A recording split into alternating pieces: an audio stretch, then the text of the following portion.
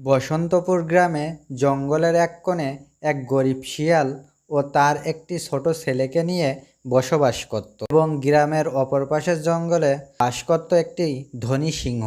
শিয়াল সেই সিংহর বাড়িতে কাজ করে সামান্য কিছু টাকা পেত, সেই টাকা দিয়ে সংসার চালাতো। একদিন বড়লোক বাঘের ছেলে বান্টি দামি সাইকেল চালিয়ে শিয়ালের বাড়ির পাশ দিয়ে যাচ্ছিল। তাই দেখে শিয়ালের ছেলে রাজু বান্টিকে বলে, বাহ বান্টি, তুই তো হেভি সুন্দর সাইকেল চালাচ্ছিস, আমাকে একটু সাইকেল চালাতে দিবি? আমার না সাইকেল চালাতে খুব ইচ্ছে করে রে। তোর সাহস কি করে হয় আমার কাছে সাইকেল চাওয়ার? তুই জানিস এই সাইকেলের দাম কত? সাইকেল চালানোর এতই শখ যখন, তোর বাপকে গিয়ে বল সাইকেল কিনে দিতে। এখন সর, আমার সামনে থেকে সরে যা। বাঘের ছেলে বান্টির এমন কথা শুনে রাজু কাঁদতে কাঁদতে বাড়ি ফিরে যায়। রাজুকে কাঁদতে দেখে রাজুর বাবা শিয়াল রাজুকে বলে, কি হয়েছে বাবা রাজু, কান্না করছিস কেন? ওই বাঘের ছেলে বান্টি সাইকেল চালিয়ে আমাদের বাড়ির পাশ দিয়ে যাচ্ছিল, তাই আমি ওকে বললাম, বান্টি আমারও খুব সাইকেল চালাতে ইচ্ছে করে, তো সাইকেলটা একটু দিবি আমাকে চালাতে? এই বলার পর ও বলল, সাইকেলের দাম কত জানিস? তোর বাপকে গিয়ে বল সাইকেল কিনে দিতে, তারপর চালাস এনে। বাবা আমারও একটা সাইকেল কিনে দাও না, আমারও সাইকেল চালাতে খুব ইচ্ছে করে বাবা।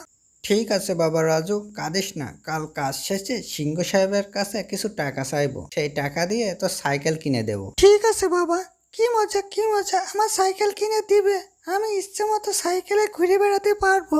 শিয়াল সারাদিন কাজ করে সিংহের কাছে টাকা চাইতে যায়। সাহেব সাহেব, আমার কিছু টাকার খুব দরকার, এ মাসের বেতনটা যদি আজ দিয়ে দিতেন আমার অনেক উপকার হতো। কি বলিস? এখন কিসের টাকা? এখনো তো মাসই শেষ হয়নি।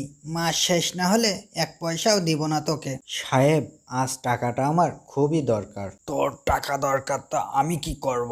আমার এক কথা, মাস শেষ না হলে কোনো টাকাই পাবি না। যা এখন আমার সামনে থেকে চলে যা। শিয়াল টাকা না পেয়ে মন খারাপ করে সিংহের বাড়ি থেকে চলে আসে। আর শিয়াল জঙ্গলের ভেতর পুকুর পাড়ে গাছতলায় বসে পড়ে আর কাঁদতে থাকে। কান্না করতে করতে বলে, এখন আমি কি করব? আমার ছেলেকে আমি কিভাবে বুঝাবো? ওকে তো আমি কথা দিয়েছি যে আজ ওকে সাইকেল কিনে দেব। আজ যদি আমি ওকে সাইকেল কিনে না দিই তাহলে তো ওর খুব মন খারাপ হবে আর কান্না করবে। এখন আমি কি করব? শিয়ালের এই কান্না করতে দেখে পাশে থাকা পুকুর থেকে একটি জলপরি উঠে আসে আর শিয়ালকে বলে, এই শিয়াল ভাই, তুমি কান্না করছো কেন? তুমি কে? কে তুমি? আমি জলপরি, তুমি ভয় পেও না। কি হয়েছে তোমার, এমন কান্না করতেছো কেন? এরপর শিয়াল সব ঘটনা জলপরীকে খুলে বলে। চিন্তা করো না শিয়াল, আমি তোমার একটা মাটির হাঁড়ি দিচ্ছি, তুমি এই হাঁড়িটা বাড়ি নিয়ে যাও। কেন কেন? এই হাঁড়ি দিয়ে আমি কি করব? আরে শিয়াল, এটা কোনো সাধারণ হাঁড়ি না, এটা জাদুর হাঁড়ি। এই হাঁড়িতে তুমি যা চাইবে সেটাই পেয়ে যাবে, বুঝলে? তুই বলছো জলপরি এই হাঁড়িতে আমি যা চাইবো তাই পেয়ে যাব? হ্যাঁ সত্যি সত্যি, নিয়ে যাও এই হাঁড়িটা। এরপর শিয়াল জাদুর হাঁড়ি নিয়ে খুশি মনে বাড়ির দিকে যায় এবং বাড়ির সামনে গিয়ে হাঁড়িকে বলে একটা সাইকেল দিতে। আর হাঁড়ি সাথে সাথেই তার জাদুর সাহায্যে শিয়ালকে একটি সাইকেল দিয়ে দেয়। সাইকেল দেখে শিয়াল অনেক খুশি হয়ে যায়। এরপর ধীরে ধীরে শিয়ালের যত চাওয়া আছে হাঁড়ির কাছে চাইতে থাকে। হাঁড়িও তার জাদুর সাহায্যে শিয়ালের সকল চাওয়া পূর্ণ করে। এভাবে শিয়ালের আর কোনো অভাব থাকে না। জাদুর হাঁড়ির কারণে শিয়াল ও তার ছেলে রাজু অনেক বড়লোক হয়ে যায় এবং তাদের সুন্দরভাবে দিন কাটতে থাকে।